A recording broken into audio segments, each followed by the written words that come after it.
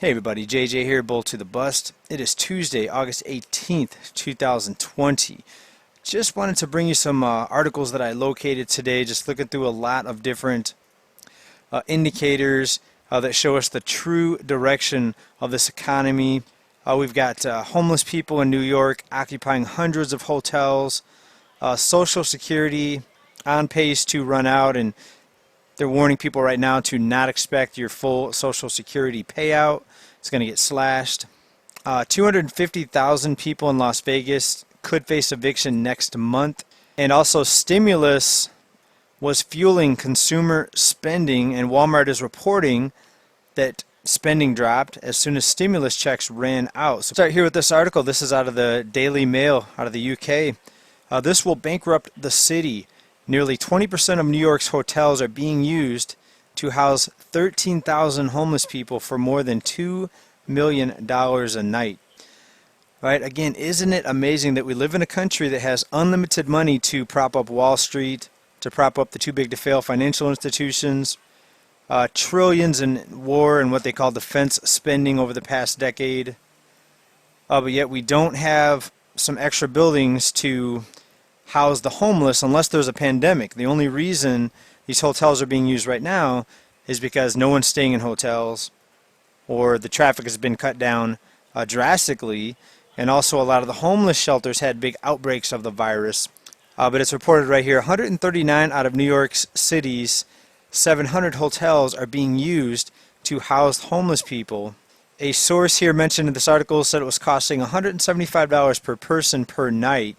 That's interesting because my sister just went to Las Vegas and she said that she stayed in Caesar's Palace actually, and it was only $60 a night because they're so desperate for business.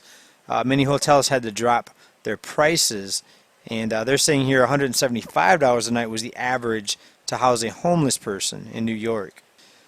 Well, if the rooms were going to be empty anyway, does it really cost $175 to house a homeless person?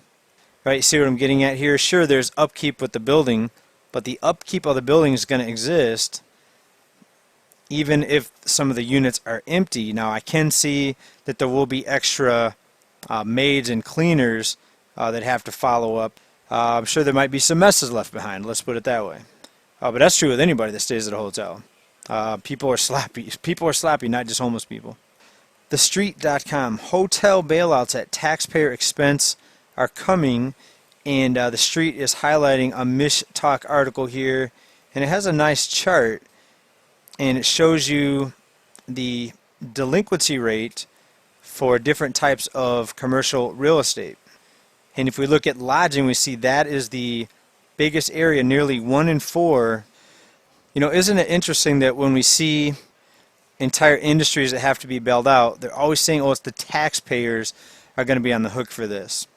Right? Taxpayers need stimulus right now and bailouts from the government, but yet we the taxpayers are going to fund bailouts for the hotels. It's absolutely ridiculous how anyone can see this information and not question this entire economic system. Is just beyond belief to me.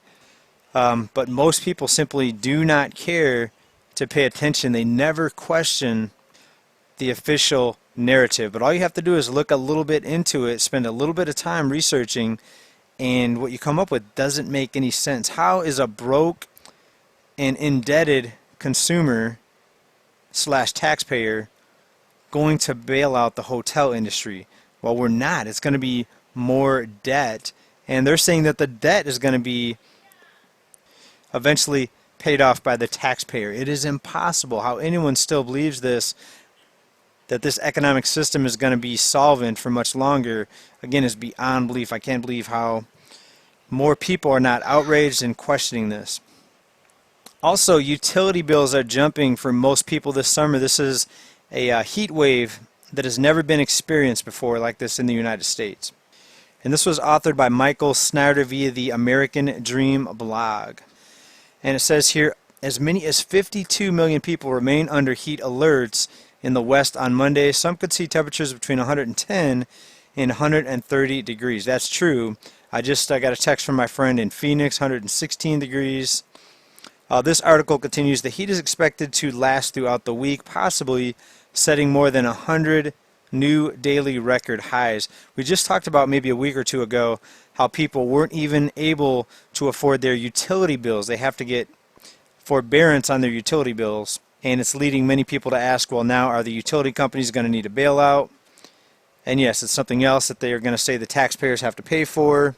How are they ever going to raise taxes to cover all this spending when the people need a bailout? We, the taxpayers, most of us, need some sort of stimulus or bailout. And it's evident in the consumer spending, and look at this article right here out of CNBC. Walmart says consumer spending dropped as stimulus checks ran out. So people are going to Walmart, they're spending their stimulus checks, probably on things that they can really live without, like big screen TVs, electronics, entertainment devices, video games. And I'm wondering how many people spent their stimulus check money on electronics and entertainment at the same time as they're saying that they can't pay their rent. Isn't that interesting? Right? We live in a country where we've been living beyond our means for many decades, and we have people that live paycheck to paycheck, but they appear to be living a lot better than they actually are. A lot of them drive new cars, they take a lot of vacations, they eat out at fancy restaurants, they drink $3, $4, $5 cups of coffee. But yet when you look into their finances, they're in debt. Most people, on average, most people are in debt. Most people live paycheck to paycheck just to appear trying to appear better off than they really are. Now, a lot of these people are getting a rude awakening. And on one hand, you say, yeah, it's not their fault. This was a virus that came out of nowhere. And the shutdown, wasn't any of our fault. But two, you have to say, yeah, a lot of things happen that aren't our fault, but we still have to live with the consequences. All right, that's like me saying, it's not my fault I was born with asthma, so I shouldn't have to use an inhaler. I shouldn't have to spend extra money to go to the doctor to get prescribed an inhaler because the asthma is not my fault. All right, I should just have the medication given to me for free because it's not my fault. You see what I'm going here? That might be not the best analogy, but it's the only one I could think of because I had to use my inhaler earlier today. Speaking of relief programs and the average American consumer needing help, needing assistance, U.S. News article right here, 7 bills you don't have to pay during the shutdown. And we'll go down here, and this varies from state to state, but there are programs to help for the following: mortgage, rent, student loan assistance, we know that, credit card bills, bank fees, car payments, and utility bills. Right? People are also, as we have reported, been waiting an hour, 2-hour lines to get food. Right? This is the Great Depression 2.0. It's just being masked, again, no pun intended, masked by stimulus and assistance and pumping endless debt into this system, into this economy. And whatever they can keep propped up to keep this illusion alive, they will prop up. They're going to keep home prices propped up. They're going to keep lowering mortgage rates to record lows again and again and again.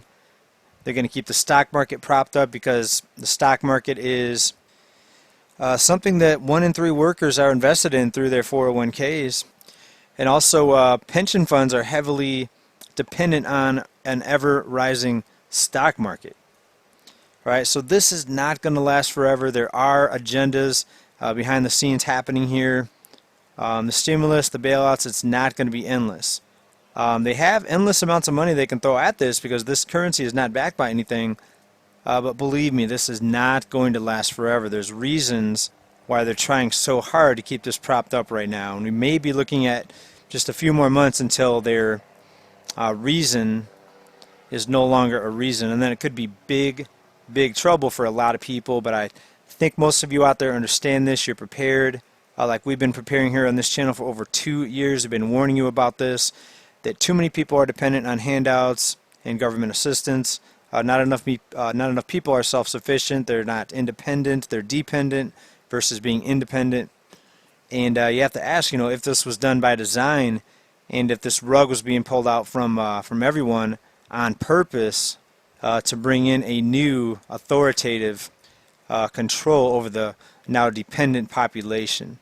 All right, next article here. This is out of ZH, And 250,000 Las Vegans face eviction next month. The article continues. Las Vegas is expected to become one of the focal points of the eviction crisis, as nearly 250,000 people could be removed from their homes in the coming weeks.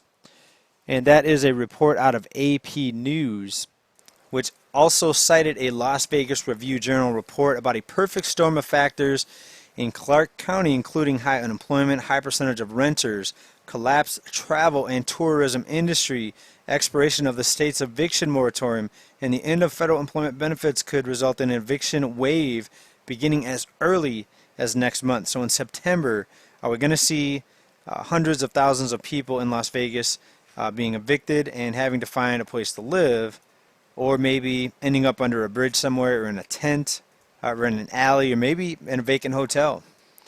Right? The nightmare is upon us. I think we're just in the early innings of this. And everybody, hope you're well. Stay prepared. I'd like to hear your thoughts on this down in comments. How are you preparing? I've told you time and again how I'm preparing. I'd like to hear, how are you preparing for what is coming? Or are you not preparing? Is there going to be some miracle, some superhero that comes and rescues us and flips this entire economic system on its head? Well, you let me know. I'd like to hear from you. Either way, thank you for watching this. Thank you for your support. Come back for more updates on the news. Bye for now.